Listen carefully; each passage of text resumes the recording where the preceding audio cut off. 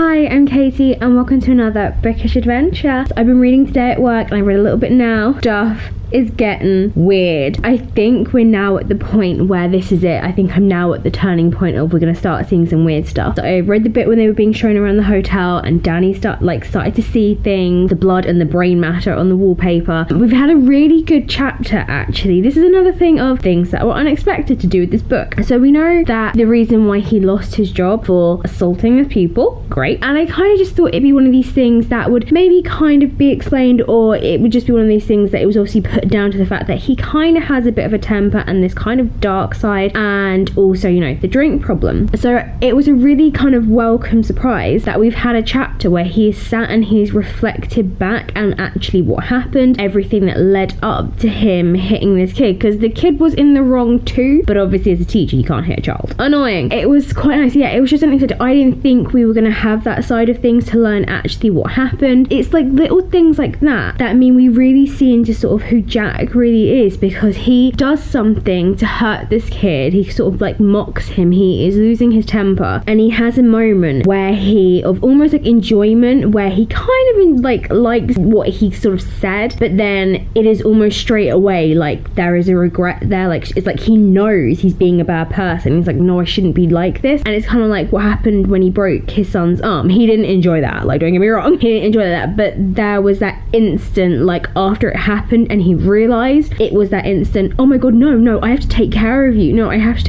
because after he beats the living crap out of this kid and the red mist is sort of, if it descends, undescends, he's suddenly like, oh my god, like, let me look after you, let me help you, and the kid is obviously like, ugh, back away. So it's really interesting, and he so wants to be better than that person, and you can see he's really pushing himself. I said this in my last one, that this 6 months or however long it is, they're going from October to May in a snowed in hotel. This job is really it's really make or break for this family. They seem to be at a point right now where they're making jokes and they're happy and they're laughing. They are still kind of worried about Danny. You know, I don't think that's ever going to go away, because he seems to learn faster than other children, and obviously he has understandings of what's going on around him. He's picking up on their emotions, he obviously hears their thoughts, and he's obviously probably a lot more quieter and withdrawn because he's always processing stuff, but he's trying to hide it from his parents. So they obviously had that, but no, we've just had a moment where the kid had a weird moment where he was in the bathroom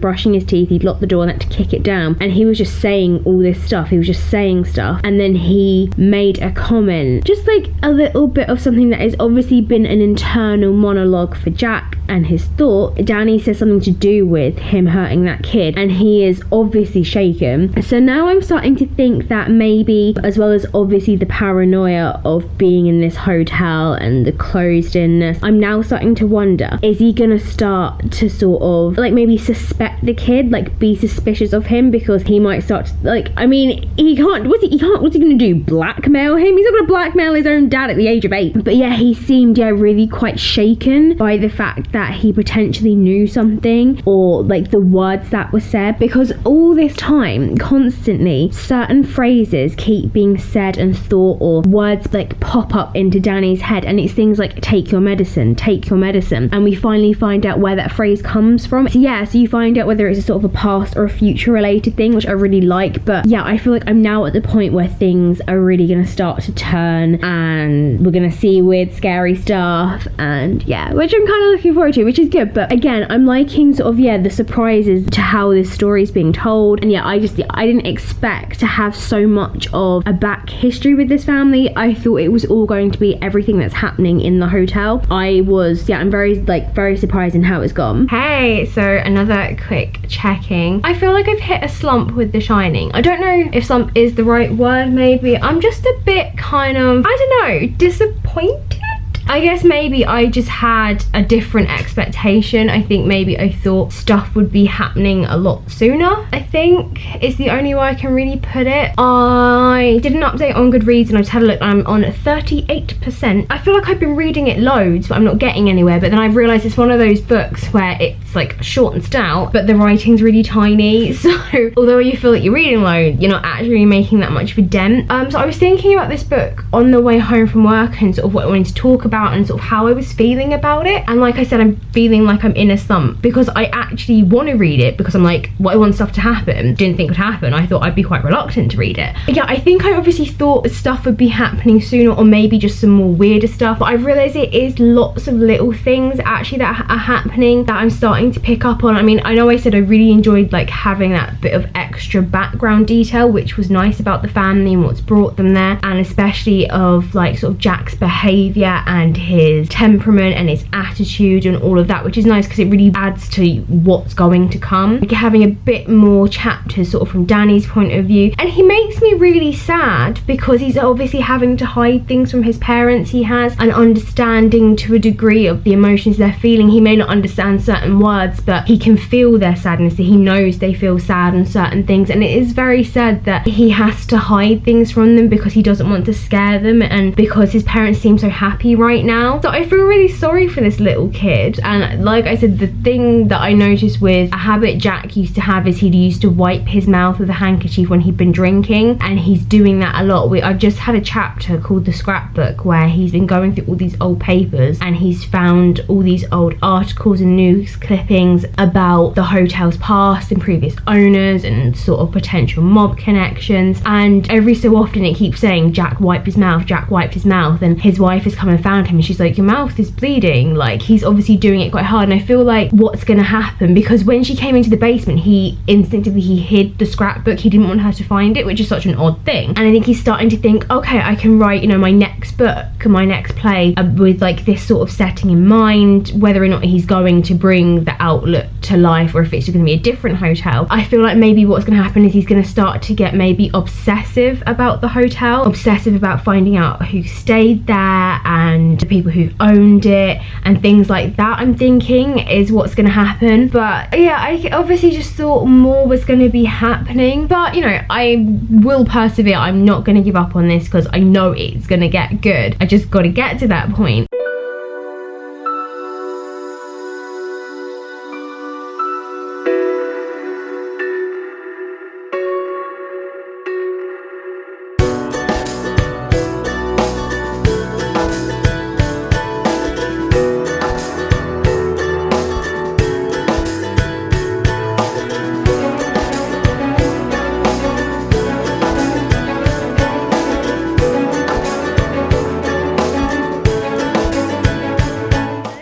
It is Wednesday and my final little check-in. So much is now suddenly happening. So after my last check-in, and I said that, yeah, I kind of felt like this was clearly going to be a slow burner because nothing really was happening. I parked my ass down and read for a couple of hours, and now suddenly everything is happening. So I want to talk about my expectations first. So I kind of thought originally this book would be, I didn't think it would be like an obvious, oh my god, scares all the time, but I thought it'd be maybe a more scary stuff coming from Danny's side of things, because obviously he can see it all, and then things being a slow burner with his dad. Having read it, and I was like, okay, things are happening quite slowly. I maybe thought maybe what would happen would be whilst Jack is doing his caretaker business, especially once he found the scrapbook, I started to think, okay, maybe it'll be a slow burner in the sense of he'll hear whispers of laughter, and he'll hear like someone ringing the bell in the lobby, he'll hear, you know, chattering down corridors and behind doors. So I thought it'd be stuff like minor hallucinations, really just to ramp it up, especially as his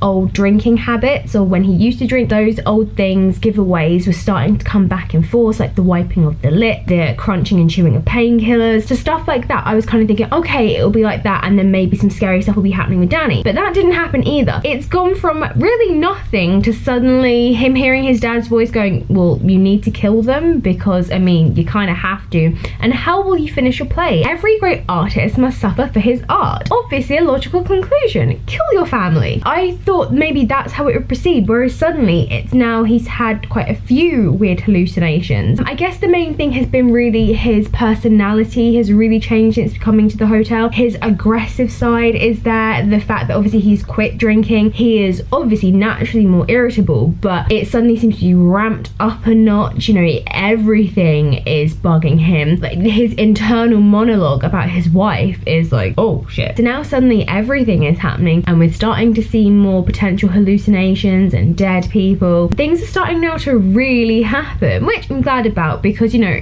I got to, by the end of Monday, I think I definitely gone past halfway, was maybe edging closer to sort of 60%. Now it is Wednesday and I'm hitting closer to 70% now. I'm very happy about. I had hoped I would have read more this lunch break, but I couldn't because people got in my way. So I'm really glad I had those. I think it was about 2 hours that I spent reading, I think, on Monday, about that. So I'm really glad I had that, because I feel like suddenly in that space just stuff was really happening, and it was actually quite nice to read it all together. We have found out about Jack's childhood, which is nice. I like a nice backstory. I like to find out these things, especially considering how kind of slow the book has been to begin with. It's nice to have that background stuff, at least, to really give you an insight to who they are and what is lurking already, what is potentially really ready to come out in full force. But yeah, he is such a bastard. Like, from the get-go, he's just not even close to being a sort of not bastard. He's just a bastard, really, in a nice man's clothing. So it'll be interesting, yeah, to just see where this goes. You know, he's started to have some major hallucinations now in the garden and in the bar. So I feel like we're at the point now where it will be the point of no return, where things are really going to change. His personality is really just like, he is flipping between the two, to be honest. My aim would have been lovely. It would have been great if I could have finished this by the time the week finished, but I am a realist here. I only have Thursday and then a Saturday at work, and I'm not going to finish like 30% by then. It would be wonderful. I really want to get, now it's happening, I really want to get to it. So I'm actually really enjoying this, which is just a real surprise, but I really want to finish it, because I also really